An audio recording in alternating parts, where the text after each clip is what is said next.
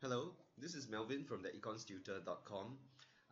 So this is my second YouTube video, and in this video I'll be sharing with students a particular trick, alright, to tackling market failure questions.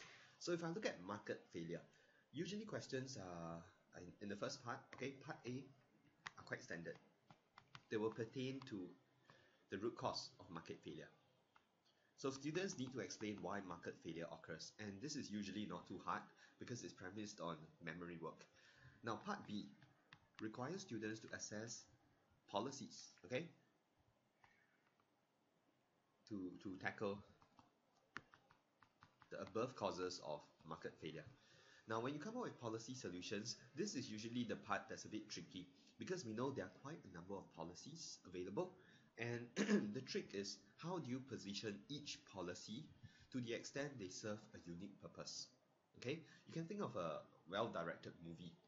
For example, a good movie is one where every single character has a specific role to play. So similarly, when you propose policy solutions to a problem, we shouldn't throw in the mishmash, okay, of policies just because the more the merrier. So what I propose you can follow here is a slotting or a stacking approach. These are my own approaches, and you shouldn't write this down in your exams, okay? The examiner wouldn't know what you're saying. So when we say the slotting approach, the idea is to slot policy according to the root cause of market failure, which means the good in question has to suffer from more than one root cause of market failure. Okay, I'll show you one example here. Okay, right now I'm looking at a merit good, okay, like healthcare. Healthcare being a merit good suffers from three root causes of market failure: the existence of positive externalities, imperfect information, as well as income inequity. So these reasons will explain why healthcare is underconsumed.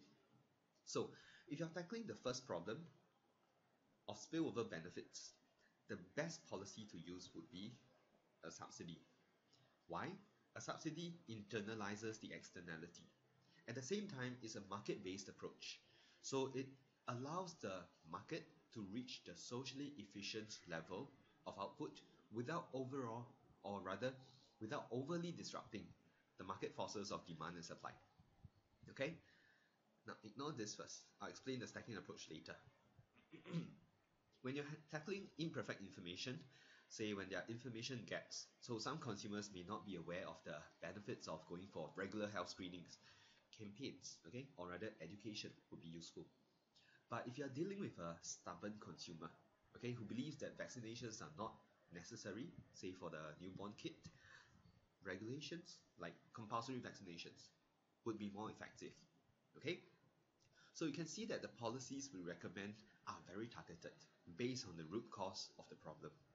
And finally, when you're tackling income inequity, where low-income consumers do not have enough purchasing power to consume a good, the use of education will not be, of course, is not targeted.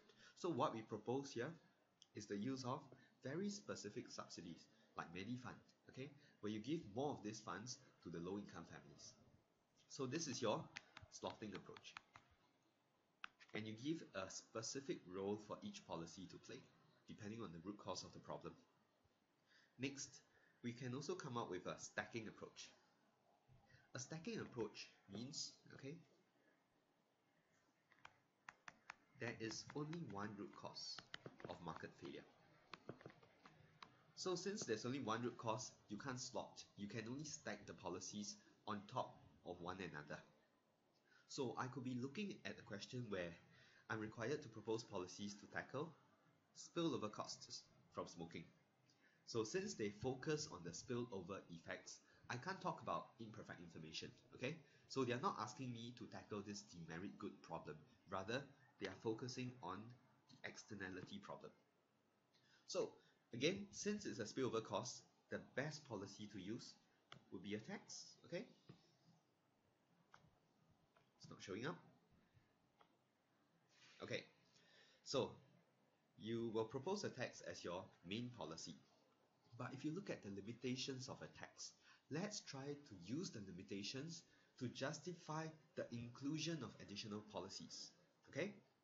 We know that a tax may not be effective because smoking is addictive. PED is less than 1. Okay?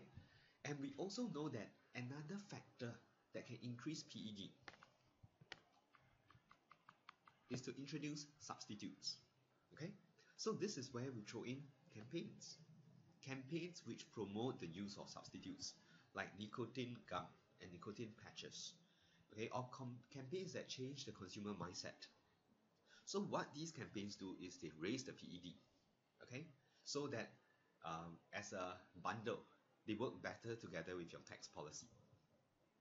But we also know that campaigns pose a challenge because they are not enforceable and they take time to work.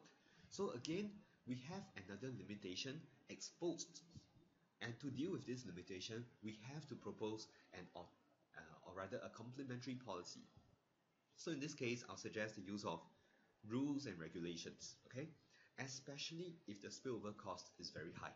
So if you're talking about smoking in enclosed areas, okay, there are more third parties around. So in this case, to complement the tax as well as the use of campaigns, we will suggest a ban on smoking in areas where the spillover cost is especially high. Alright? And we know a ban still results in dead weight loss. That's why we are only proposing the use of a ban in very specific areas. Okay? So you can see we have brought 3 policies together and we have introduced a very specific reason for the inclusion of an additional policy. Okay? Otherwise, if a tax works the best, why do we still need to propose alternative policies? So the need for other policies is really because of the limitations of each of them, as we have presented here. Okay? So to summarize, you use a slotting approach when there's more than one root cause of market failure. Slot the policy according to the root cause. Whereas a stacking approach is used when there's only one root cause of market failure. So first, introduce the main policy, discuss its limitations. From the limitations, see the need to introduce other policies. Okay? So that's all I have to share. Again, if you have questions, you're welcome to drop me an email or contact me at the following channels. Okay? Thank you. Bye-bye.